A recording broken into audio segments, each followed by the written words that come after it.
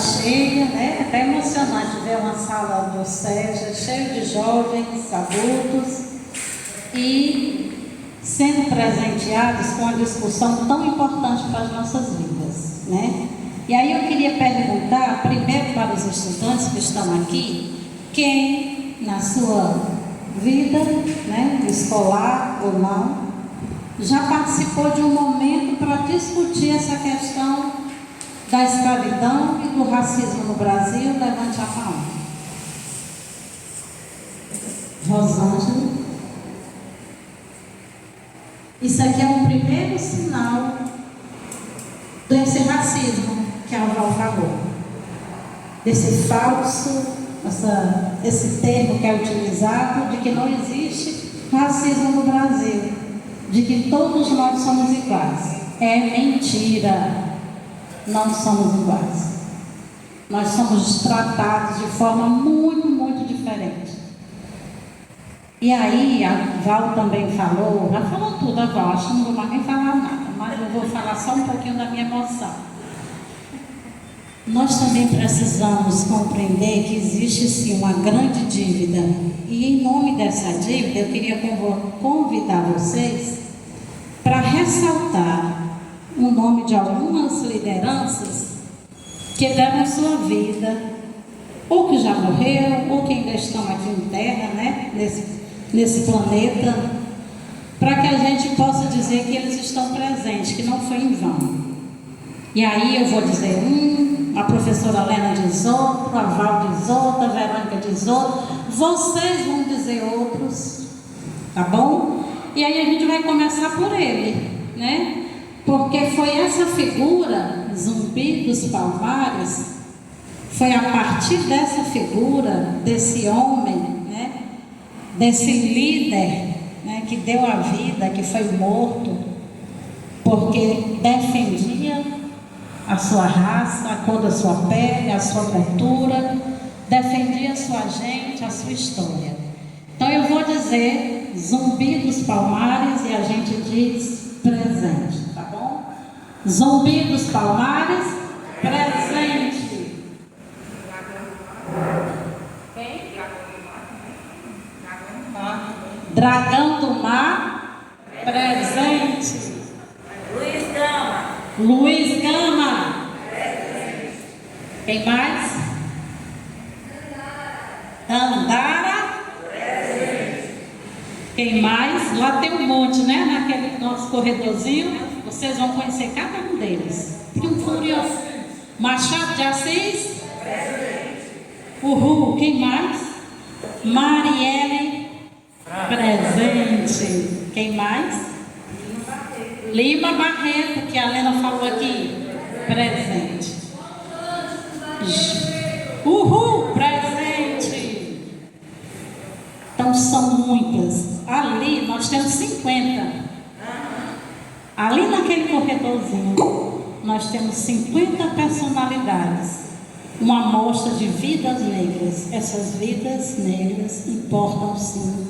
Essas vidas negras deixaram um legado na nossa construção da nossa personalidade, da nossa sociedade, da nossa formação como sujeitos, homens e mulheres brasileiros. E aí eu vou passar muita coisa que tem aqui no slide, porque a Val já falou muito. E aí a gente vai passando, e aí a Val deixou uma deixa, né? Pronto, tudo isso que 350 anos de escravidão, uma marca na nossa história. Essa marca ela precisa ser conhecida, precisa ser reconhecida, e a gente precisa ressignificar tudo isso, né? A gente precisa olhar para trás, porque nós podemos viver do passado. O passado a gente olha, analisa, avalia e aprende com ele e reconstrói a nossa vida. E aí pode passar, né? Essa luta do zumbi não foi em vão. E aí a gente traz um convite. Qual é o convite dessa Semana da Consciência Negra que o Nelson Braga está vivenciando e iniciando? O convite é que a gente possa refletir a cada dia nas nossas salas de aula, independente da disciplina. independente da área do conhecimento, que a gente possa refletir sobre essa relação entre escravidão passado e racismo presente, mapeando quais foram as consequências disso tudo. E a gente trouxe algumas consequências disso tudo. O racismo, ele é estrutural, sim. Ele está presente em todas as instituições. Na minha instituição família, ela está presente. Na igreja, ela está presente. Na escola, ela está presente. No comércio, ela está presente. No meu trabalho, ela está presente.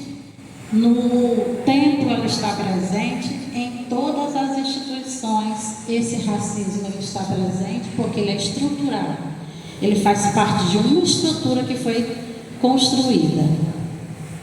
E aí você sabia, né? A Val falou, mas a gente traz alguns números. Vocês sabiam? Negros são os que mais morreram por Covid? Faz parte, sim, dessa sociedade que discrimina o negro, o pobre, o favelado, que oferece o mínimo, as mínimas condições para que sobrevivam, enquanto que para a classe poderosa, que está no poder, as vantagens são todas, né? Então, os dados mostram que, enquanto 55% dos negros morreram por Covid, a proporção de branco é de 38.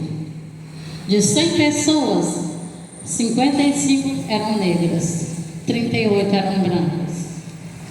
E quanto à vacina, 3,2 milhões de pessoas se declaravam brancas a receber a primeira dose da Covid, enquanto apenas 1,7 negros receberam a primeira dose de Covid.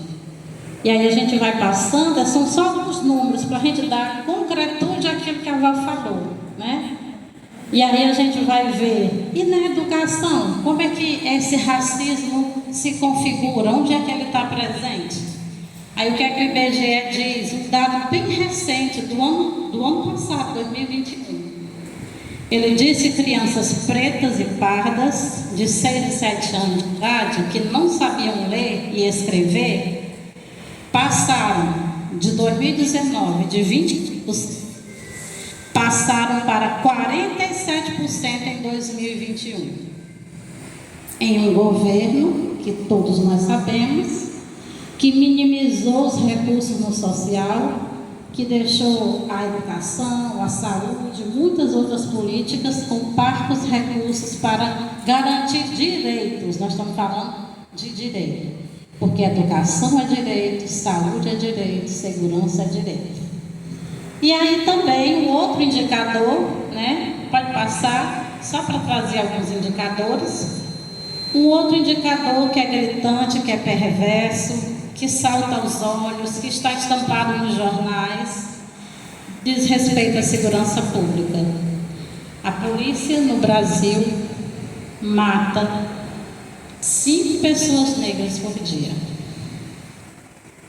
De cada 3 presos, a Val falou disso, né? Como é que estão nossos presídios? De cada 3 presos, 2 são negros. Esses são dados, né, do Observatório de Segurança. E aí, nossa população, a população brasileira, os negros representam 54% dessa população. Bom, e aí? E o que é que aconteceu com a população negra? O que é que a gente vai fazer com o racismo, com essa herança da escravidão? Tudo que existe realmente simboliza só coisas negativas? Aí a gente vai dizer que não, graças a Deus que não. Nós temos momentos da nossa história em que os intelectuais, em que o movimento negro, em que lideranças políticas também, que são progressistas, começam a discutir uma legislação que venha garantir à população negra condições dignas de vida. E a escola, né? E aí também lembramos que é preciso reconstruir a nação. reconstruir o modo de pensar e de viver de um povo que valorize a raça negra. E aí, quando a gente entra numa legislação, a gente vai ver que essa dívida não é só com o negro, nós estamos falando aqui do negro, mas a legislação também traz os povos indígenas, que também faz parte da nossa construção enquanto povo brasileiro.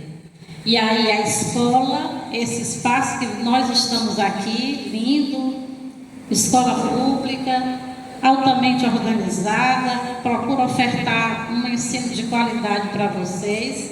Essa escola é o espaço democrático de debate, de acolhimento e de aprendizado e de respeito mútuo. É aqui que a gente precisa começar a discutir essa nova forma de viver antirracista.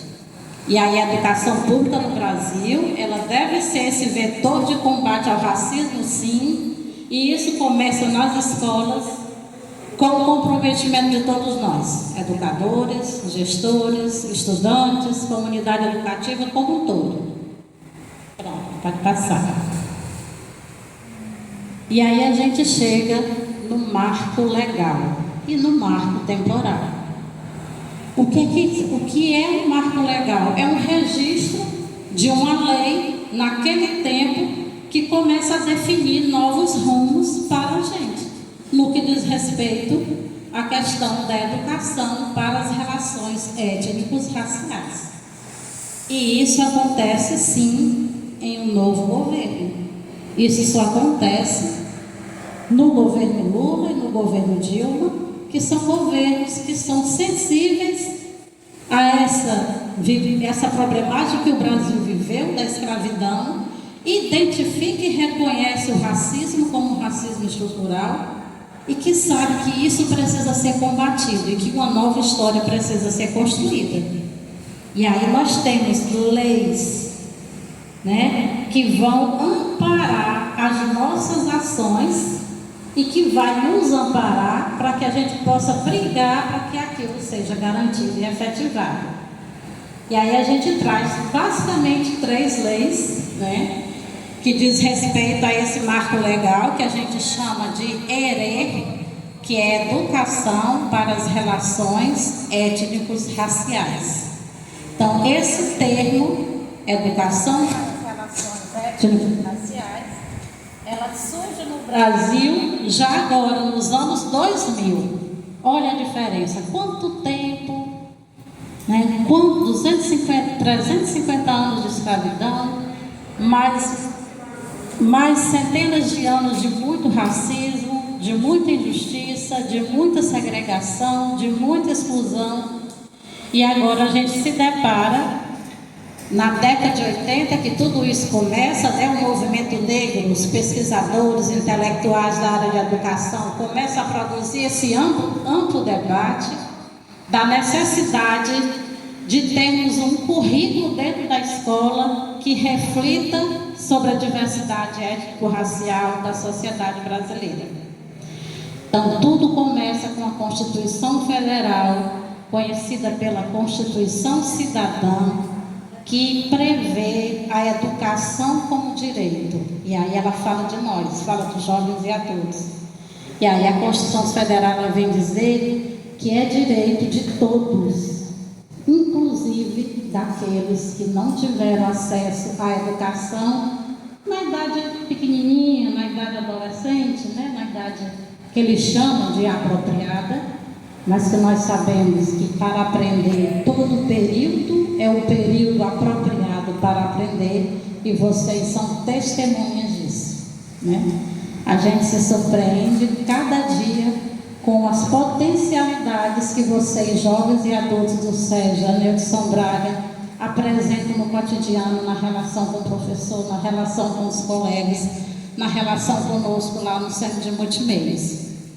Então, em 2003, né, a Lei Mãe é a Constituição Federal de 1988, que garante a educação como direito subjetivo para todos e todas. E esse todos e todas inclui todos nós, negro, pardo, branco, homem do campo, homem da cidade, indígena, quilombola, todos, jovem, criança, jovem, adulto e idoso, né?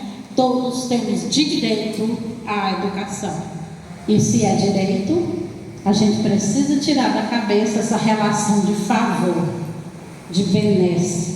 O prefeito é muito bonzinho, o governador é muito bonzinho, a diretora é muito boazinha. Somos até, né?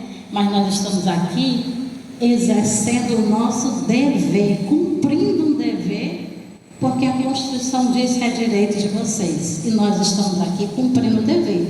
E a gente precisa cumprir de forma muito autêntica, com muita qualidade, com muito compromisso, com muito envolvimento, com muito acolhimento. Então, essa é a primeira lei. Vou concluir.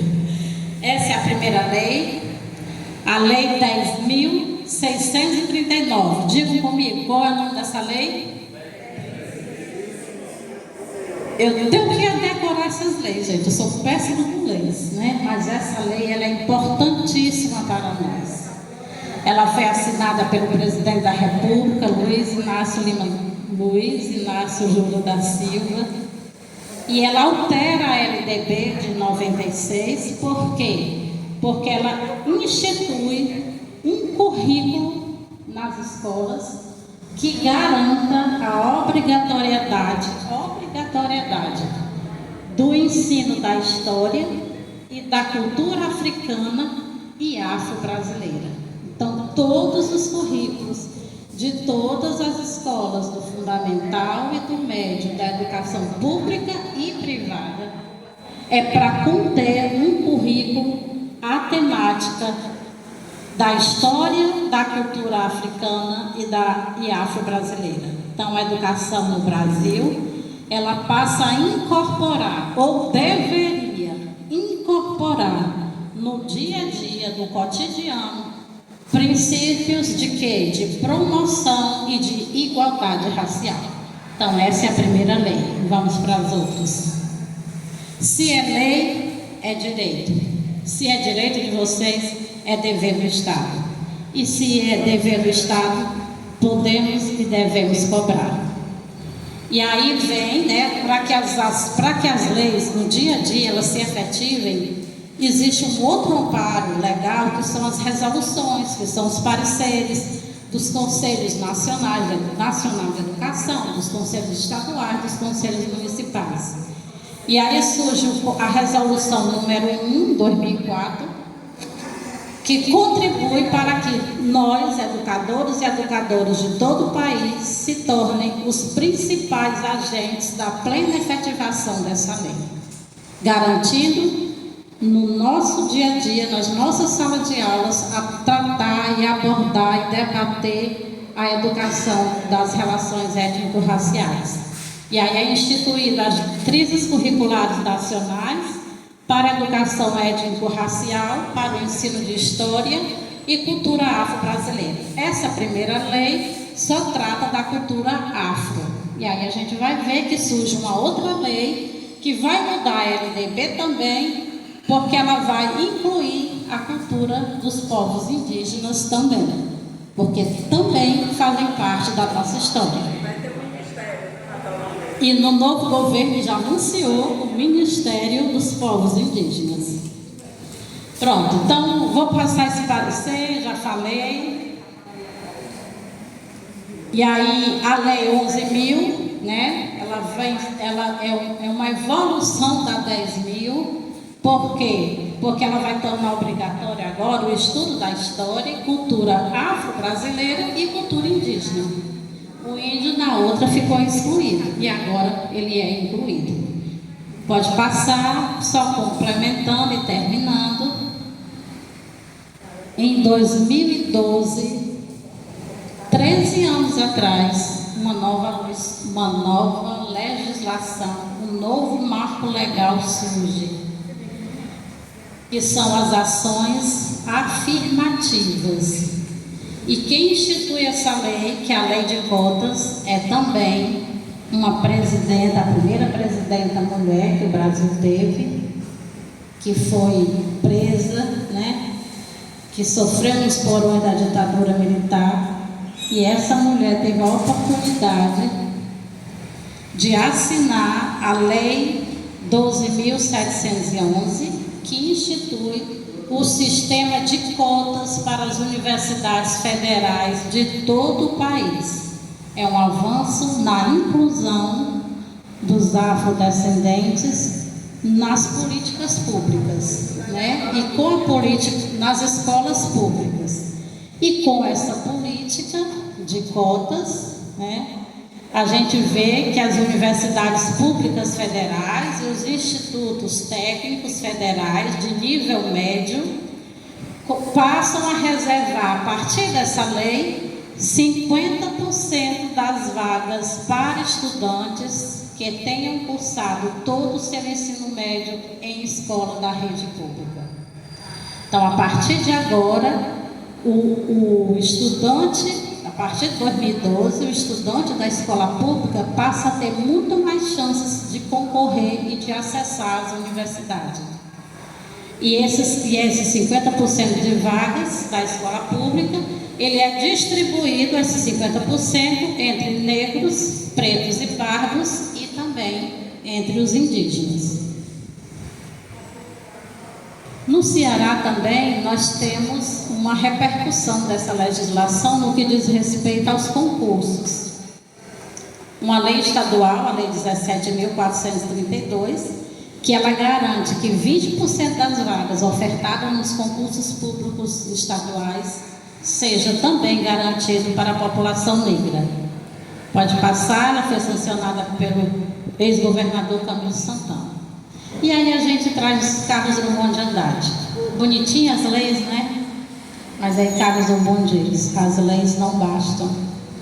Os lírios não nascem das leis. Essas leis, se elas não forem conhecidas, acionadas, praticadas, vivenciadas no cotidiano, elas pouco servirão para mudar a realidade do país. Elas pouco servirão para construir uma sociedade antirracista. Então, nós precisamos formar uma grande corrente, um grande coletivo, para que a gente possa construir no cotidiano das nossas instituições, escola, família, igreja, no nosso cotidiano pessoal também, romper e ressignificar as nossas posturas quanto à questão do racismo no Brasil. Então, o que fazer? O caminho é coletivo, exige esforço diário, exige luta e exige resistência. E aí a gente traz a fala de Angela Davis, né, uma grande líder nos Estados Unidos, quando ela diz que numa sociedade racista não basta dizer eu não sou racista, não basta dizer isso. É preciso que no nosso dia a dia a gente seja realmente antirracista, combata todas as expressões de racismo ao nosso redor. E concluindo, tem algumas sugestões, né? Qual é a sugestão? Descobrir a África que habita em cada um de nós e na nossa cultura. Aí são as sugestões para que a escola, para que o professor, para que o aluno possa trazer esse contexto, viver a África, viver as potencialidades, viver tudo aquilo que poderia ter sido construído anteriormente. Eu não vou ler, não vou citar, gente, por conta do nosso tempo, vocês já estão tudo arrumando a fala. E aí a gente traz uma última frase lá no final. Pode passar. A Val até citou esse autor, né? O Luiz, lá em cima, e aqui é de Jamila Ribeiro, a ação antirracista. Ela não é para amanhã, não é para depois da manhã, não. Ela é urgente e ela se dá nas atitudes cotidianas, é uma luta de todos e todas. E aí a gente convida vocês a vivenciar isso no nosso cotidiano a partir de sempre. Refletir sobre nossas práticas, começar a mudar essas práticas, participar das atividades propostas pela escola, solicitar demandas, apresentar demandas para discutir essa temática também. É isso e Zumbi dos Palmares, presente.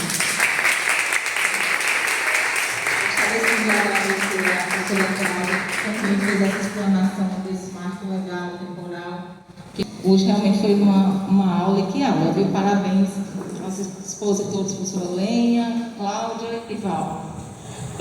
Também tem dentro da culinária, o lanche de hoje foi adaptado a uma coisa que na África se consome muito, vem da África, foi pesquisado aqui pelos professores, mungunzá, e também cuscuz, que é uma coisa que a gente, no dia a dia, faz parte dos nossos costumes, nossos hábitos gastronômicos, mas ele tem toda uma história.